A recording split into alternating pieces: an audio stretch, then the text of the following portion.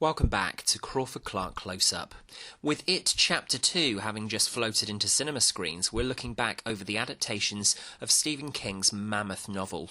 In the first review, we looked back at the It mini-series adaptation from 1990 and surmised that, while the adaptation sticks fairly closely to King's novel, it remains quite lifeless, except for Tim Curry's lively performance as Pennywise. It would take a further 27 years to bring fresh talent to the screen to portray King's characters. Originally, controversial director Cary Fukunaga was on board, with a very young Will Poulter of Narnia and We're the Millers fame portraying antagonist Pennywise, before Fukunaga abandoned the project, and Andy Muschietti, who came to Warner Brothers execs' attention with the release of 2013's effective Mama, climbed on board the project as a Stephen King fan all his own to bring his vision of the story to the screen. Deciding to split the mammoth story into two parts, just as with the miniseries, but with a decidedly larger budget, the race was on to get the perfect cast of child actors to portray King's losers, and this is absolutely where Chapter 1 excels. Jaden Lieberherr brings great acting chops to stuttering Bill Denborough. Jackson Robert Scott portrays young Georgie with all the naivety he can. Finn Wolfhard is a clear standout as Beep Beep Richie Tozier. Sophia Lillis improves in every way on the miniseries in her portrayal of Beverly. Chosen Jacobs is excellent as Mike, as are Jeremy Ray Taylor and Jack Dylan Grazer as Ben and Eddie respectively, and Wyatt Olaf is particularly good as the tentative Stan Uris. Even Nicholas Hamilton brings a lot to bully Henry Bowers this time around, clearly channeling his predecessor's work on the miniseries to create another troubled antagonist. The thing audiences were waiting to see back in 2017, however, above all else, was the new vision for Pennywise the Dancing Clown, and Bill Skarsgård is fantastic casting. Where Tim Curry was playing Pennywise at 43 in the first adaptation, Skarsgård was 26 playing the character, and his portrayal is electric from his debut with Georgie. The CGI with Pennywise's layers of sharp teeth and head expanding can be a little distracting at times, but it's more than made up for by Skarsgård's own lazy eye trick that Muschietti wanted his Pennywise to inhabit, and Skarsgård's unhinged voice. His Pennywise can play the innocent wanderer just looking for a friend, but can turn in an instant into the vicious child-murdering entity that he is.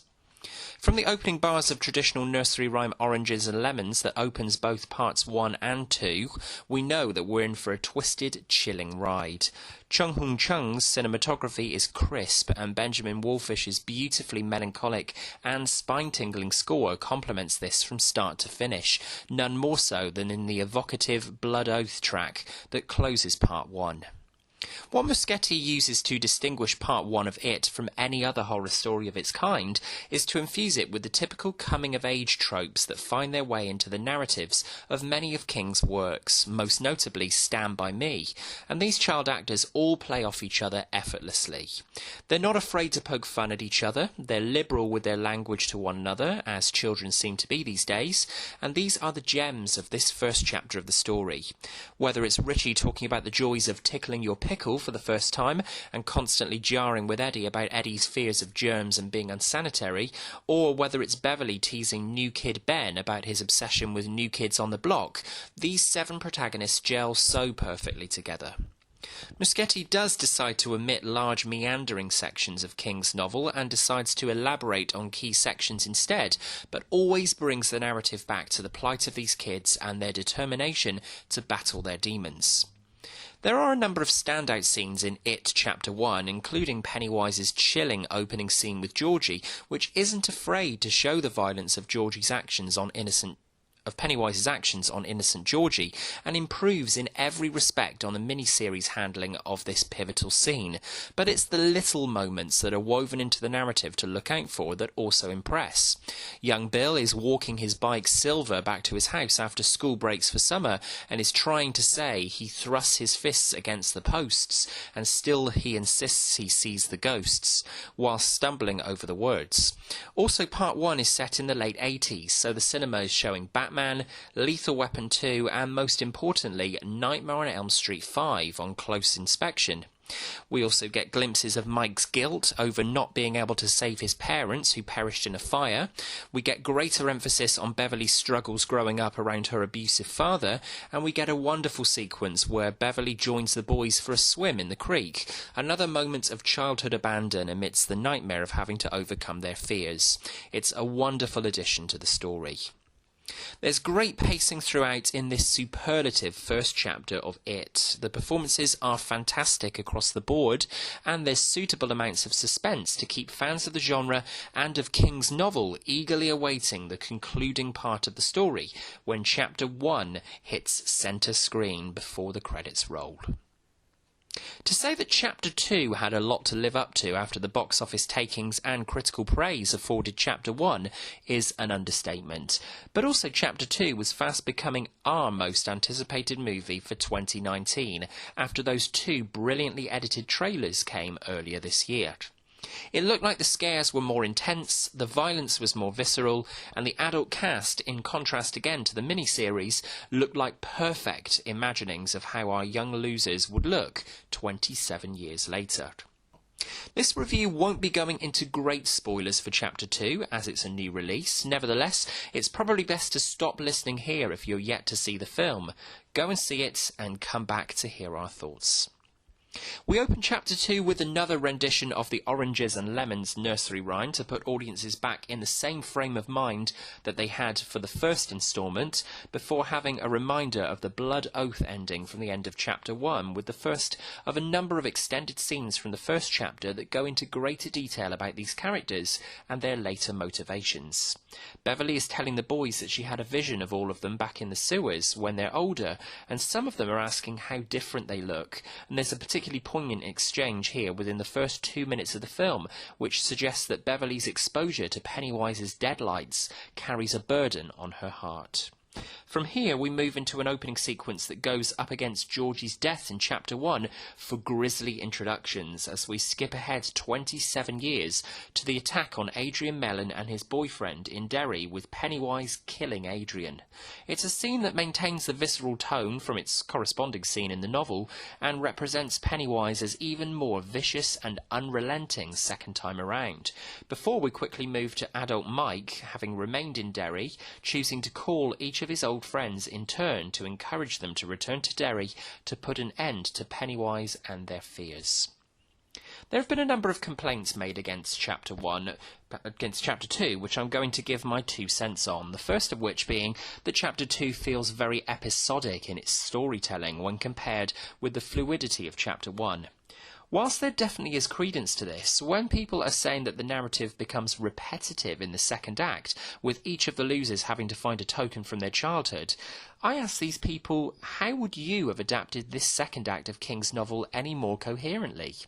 People are quick to complain when a certain character doesn't get their story fleshed out enough on screen, but that's not the case here, with Muschietti ensuring that the screen time is ample for each individual loser.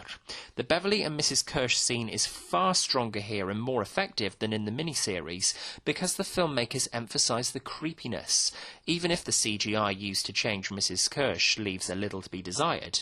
We get a variation on the fat boy gag from the miniseries, with Ben being chased through the school by Pennywise. We have Mike's returning visions as a young child of his parents perishing in the fire, with him powerless to help. We have Bill returning to the drain in the hope that he might get some answers about why Pennywise decided to take Georgie that summer. We have Eddie coming back face to face with the leper, and we have a greater background to Richie and why he masks some of his own securities and true feelings with comedy. We needed the time to flesh out each of these characters because it makes them richer and more three-dimensional. Another negative about the film, linked to what we've just discussed, is the film's runtime, with moviegoers complaining that the film didn't need to be nearly 3 hours in length. Well, Avengers Endgame certainly didn't warrant 3 hours, and this is purely subjective, but I'd rather sit through 5 hours of It Chapter 2 with well fleshed out characters and a story with a beating heart than a vacuous 3-hour-long superhero movie again. The other issue people are finding with the film, apart from the changes to the ending of the novel, which we'll come to later, is the de-aging process on some of the kids for the flashback sequences. Yes, it is noticeable in a couple of close-ups of Finn Wolfhard's reprisal of young Richie, but apart from a matter of seconds, it's hardly noticeable, and certainly doesn't take you out of the film, as so many critics would have you believe. The flashbacks all work fantastically in embellishing the character motivations and in connecting the two halves of the one story. Benjamin Wallfish returns to compose Chapter 2, and whilst he brings back motifs from the first chapter, he also adds achingly beautiful tracks to underline key moments in the story, none more so than in The Fate of Stanley, which is played so brilliantly that I shed a tear. Let's turn back to casting. Obviously returning as Pennywise is Bill Skarsgård, and whilst he has about the same amount of screen time, perhaps a little more than in Chapter 1, he has truly come into his own in the character and plays the charming and the deadly to superb effect. This working to perfection in his best scene involving a little girl where he lures the girl closer to him by crying and saying that nobody wants to be his friend. It's probably the most chilling sequence in the film and works brilliantly in developing the multifaceted aspects of its personality.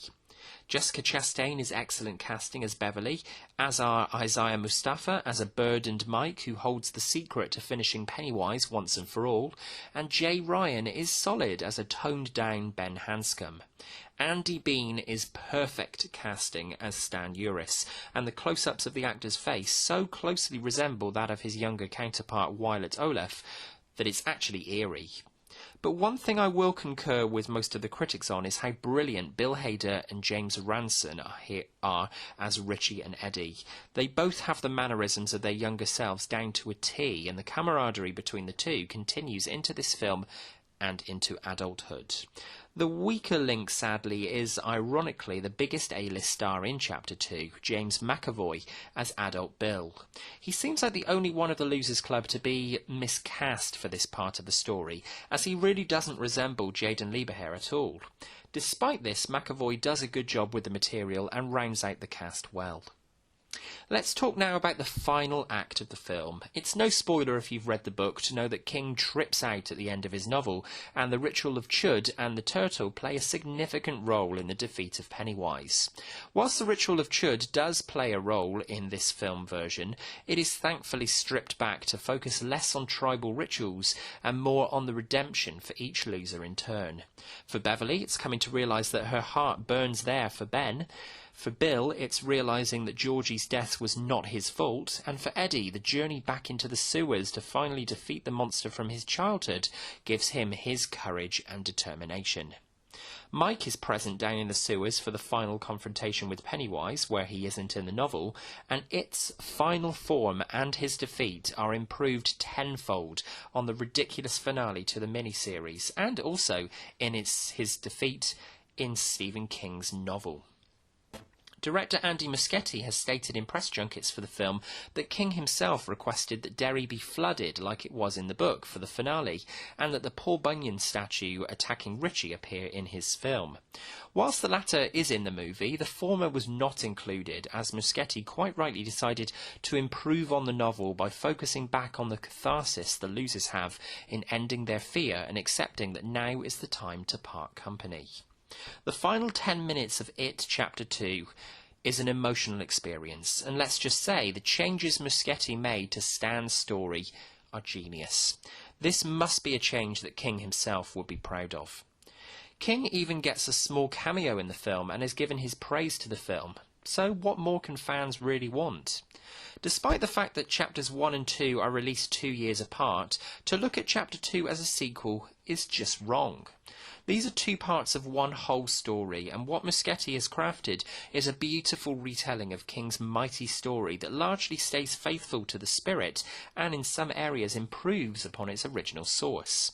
I, for one, am holding out for the extended 6-hour cut of It Chapters 1 and 2, which Muschietti has promised and is currently working on. For It Chapters 1 and 2, from Crawford-Clark Close-Up, it's...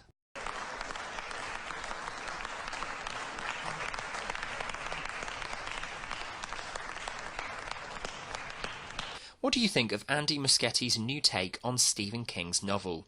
Do you prefer Chapter 1 over Chapter 2? Or, like us, do you love both of them equally? Whatever your thoughts, share them with us in the comments below, and if you enjoyed this review, please subscribe to the channel at the top of the page. Come and find us on Facebook and Twitter, and drop us an email to crawfordclarkcloseup@gmail.com with suggestions for future reviews on the channel. Coming up before the end of September, we're bringing you our 10 Greatest Friends episodes to celebrate the 25th anniversary of the show this year. Plus, we'll be returning to our James Bond retrospective with a look back at George Lazenby's time as 007. Thanks for watching, and until next time, that's a wrap.